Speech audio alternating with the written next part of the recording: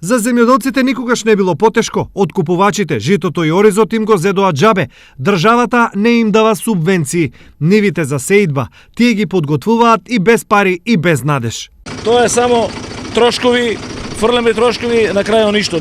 Само работиме и се задужуваме повеќе. Само се задужуваме. Идеме од ѓубрива, препарати, тражиме се на верисии. Сега тај у аптеката чека пари. После проблеми.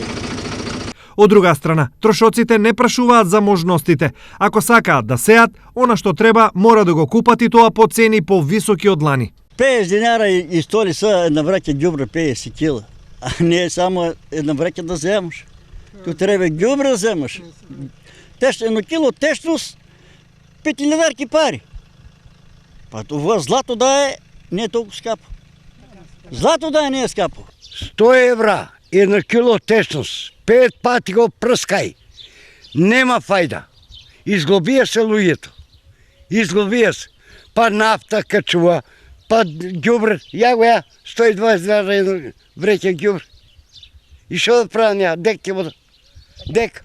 Надеж дека трошоците ќе ги покријат, на земјоделците им беа субвенциите, но и нив никако да ги добијат, поради што дел од земјоделците во државата излегоа на протести. Покрај повеќите ветувања уште пред 15-20 дена, дека првите средства се платени на нашите земјоделски производители, меѓутоа се до ден денес нема ниту дена стигнато на сметките на нашите земјоделски производители.